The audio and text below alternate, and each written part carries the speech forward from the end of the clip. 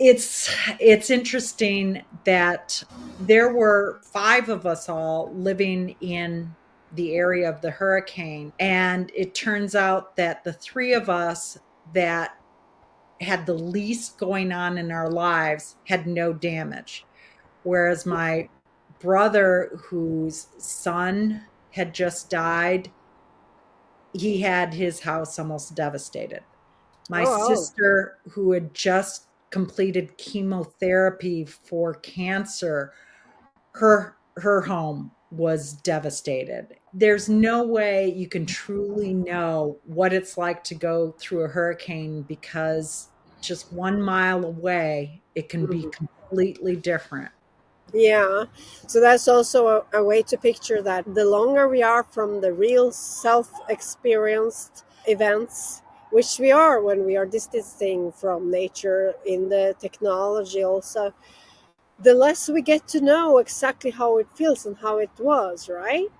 Right. And it's the same thing. When I was in New York, it was the big Hurricane Sandy. You remember that? Yeah. I was there during that. And I was in the Upper West Side, Manhattan, so I was very safe there. Well, kind of, because I was in a very old big building. But I remember somebody walking up from fourth, whatever, all the way. Her apartment was flooded, and she told me on video. This reminded her how important human contact is, because she had contact with nobody else than those next door. Everything was shut down, electricity, everything. And the only thing she had was the next one she had to rely on for those very dramatic hours. And so, like you said, you turned a life experience into books. And this might be very relevant for people who today fear for going there into nature, experiencing, and we need those authors that are giving us these stories. Well, in my book, Grandma's on the Roof, a lot of it has to do with Hurricane Ian. Yeah. Now, I started off in Marco Island. We were told to evacuate. So I went to Mhm. Naples.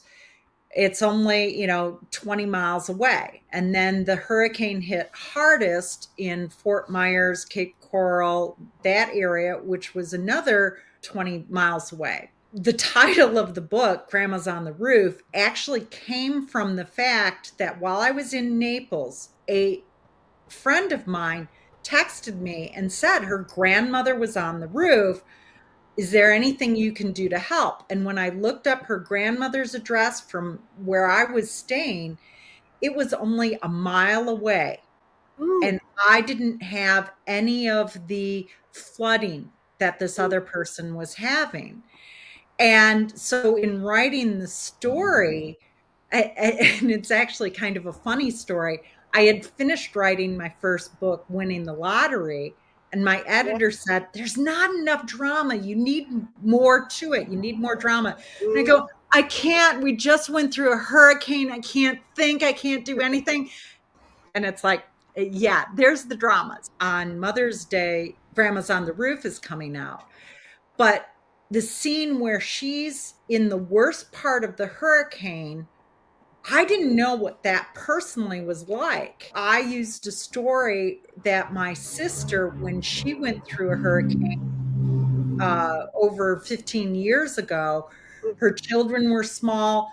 Her and her whole family had to be in the bathtub and put a mattress over their heads Oh, because they weren't sure what was going to happen. oh, yeah. So my character is in a bathtub with her dog, fearing for her life. Is this going to be the end of it? And so it's you. A nice inspiration there. I mean, nobody could have thought about that without having someone telling you the Right. story. Another experience, we were actually walked outside my mom's home during the hurricane, and we're watching what was going on, because where we were, we weren't getting the winds, even though the hurricane was right there. And somebody said to me, "Well, a branch could have come and slit your wrist. It's not safe to be out there, slit your throat. And Yeah, so I put that in there too, just these little things that yeah, happen, they're real. People experience them. yeah. And also, real life is usually more dramatic than fiction life.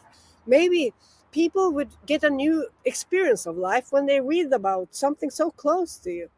And I think that that's what we also forget when we discuss of artificial text, is that since it doesn't have any pre-experience of what is produced, it's not so easy to live into the text, to live again the story. When we think about writers, why are people writing? Is it today to get published and get known, or because they want an extra income, or is it like you having this reel memorized and making the memories come alive again? Yeah, what art is about, right? It's the process, not only the result, the product. Right. What is a writer? And we talked about J.K. Rowling here. Like you said, she didn't go by her real name. The only J.K. was the only thing they remember. We have to think about that she might be representative for all of us who can't today be as authentic as we want to be. Like her story, she had to push through. People who are watching, they might not even know her real name. Joanne, and I had to look it up. Yeah, So if you say, oh, this great author, Joanne Rollins, it's like, who's yeah, that? Everyone knows her as JK. She couldn't be published as a female author. They want no. it generic. They want people to assume it's written by a male. Mm. And that's been the case for centuries. I think in the Victorian era, dozens of famous authors that were later discovered that they weren't male because they went by initials or some fake Yeah. name. So do you think also, because I'm thinking here that really this tells a lot about how we are relating to art or to writers in general. I mean, for generations, we don't take them seriously enough as real person that lived and did this for us. It's like we are transferring this to the digital world now, that it can be written by a bot. But before, we did the same thing with organic people. We just gave them some nicknames.